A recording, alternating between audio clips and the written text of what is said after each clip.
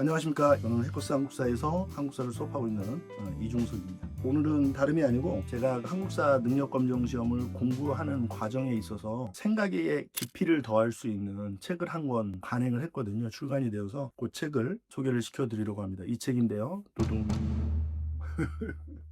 이 책이 이제 메인 교재입니다. 이 책은 우리 한국사 능력검정시험 공부하시면서 여러분들이 고민을 하고 생각을 할 수 있는 어떤 것들을 만들어주는 책이라고 생각하시면 되고, 제가 책을 어떻게 소개할까 하다가 책 속에 들어있는 문장들, 몇 문장을 그냥 읽는 것이 좋지 않을까 싶어서 읽어보도록 하겠습니다.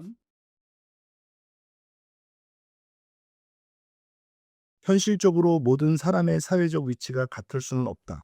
배움의 정도, 하는 일의 중요도, 하는 일의 대체 가능 여부에 따라서 사람의 사회적 위치는 다를 수밖에 없다. 드라마 스토브리그에 나오는 명대사가 있다. 주인공인 백승수가 구단주 대행 권경민에게 이런 이야기를 한다. 드라마에서 권경민은 회장의 조카이다. 어떤 이들은 삼루에서 태어나 놓고 자기가 삼루타를 친 줄 안다. 야구 드라마에서 표현할 수 있는 기가 막힌 표현이다. 1루타를 치기 위해서 어떤 이들은 손에 물집이 잡히고 터질 때까지 배트를 잡고 스윙 연습을 한다. 그런데 어떤 이들은 태어나 보니 3루에 있다. 3루에서 태어난 것을 부러워하거나 그냥 시기하는 말을 하려는 것이 아니다. 본인이 3루에서 태어났으면 그걸 인정하고 1루나 2루로 출루하기 위해서 노력한 이들을 무시하지 말아야 한다. 아무 노력도 없이 얻은 회장의 아들, 회장의 조카가 무슨 엄청난 노력의 결과물인 것처럼 까불지 않았으면 한다. 내 주변에도 예전에는 이런 인간들이 있었다. 지금은 이런 인간들을 만나는데 절대로 시간을 쓰지 않는다. 잘 사는 아버지를 둔 것이 마치 자기가 엄청나게 노력을 해서 얻은 것처럼 말하는 이들은 아마도 모를 것이다. 뒤돌아서 다른 사람들이 무슨 생각을 하고 있는지.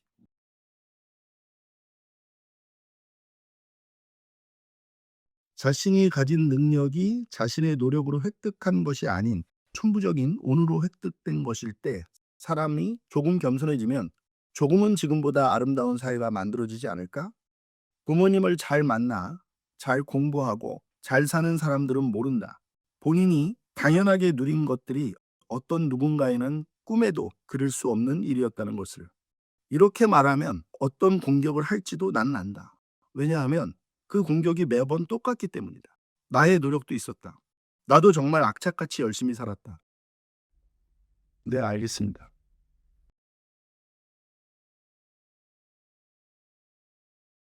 역사적 사건과 역사적 의미는 차이가 난다.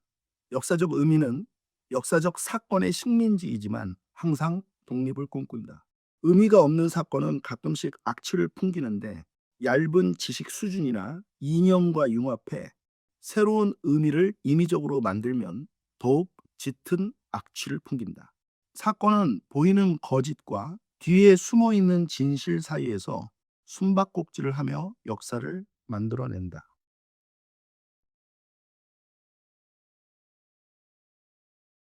반면 일본은 후쿠자와 유키치의 문명 개발론을 바탕으로 메이지 유신을 통해 급진적인 발전을 이룩한다.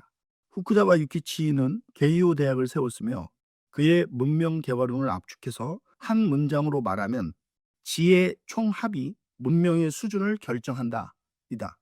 문명 개발을 위해서는 공부를 해야 한다는 것인데 너무나 적확한 표현이다. 일본은 서양을 배워야 한다고 생각했다. 후쿠자와 유키치는 정치도 결국 그 나라의 평균 교육 수준에 제약당한다고 말했다. 우리가 가진 도가 필요 없는 것이라 생각될 때 과감하게 버릴 수 있으려면 용기가 필요하다. 대부분의 사람은 용기가 없어 버리지 못한다. 안타깝게도 일본은 버렸고 우리는 버리지 못했다.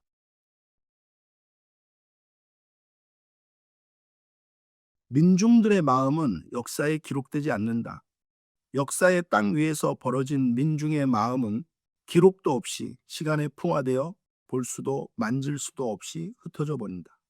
이 마음을 붙잡는 일이 무용한 일인지는 모르겠지만 그 무용한 일을 잡으려는 몸부림이 사람의 시선을 높이는 길임을 난 요즘 들어서 절실하게 느낀다. 역사는 시간의 길 위에서 펼쳐지는 아픈 여정이다. 길은 앞으로 뻗어 있는 것 같지만 실은 걸어온 길도 얼마 전까지는 앞으로 뻗어 있던 길이었다. 지나온 길은 아픈 여정을 간직한 마음이다. 앞으로 뻗어 있는 길을 올바르게 가기 위해서는 뒤의 길에 새겨진 아픔을 잊지 말아야 할 것이다. 사람에게는 비빌 수 있는 슬픔과 비빌 수 없는 슬픔이 있다.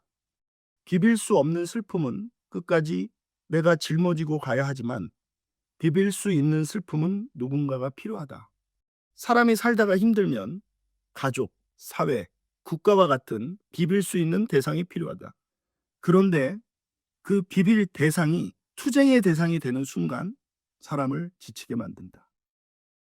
제가 이게 문장을 읽어드린 이유는 이 책의 중심 주제가 무엇인지를 좀 여러분들에게 보여주기 위해서입니다. 이 책은 한국사의 어떤 그 지식 내용을, 물론 지식도 들어 있습니다. 그러니까 뭐 예를 들어서 홍경래의 난을 설명하는데 사건의 어떤 이 인과관계를 설명을 안 할 수가 없죠.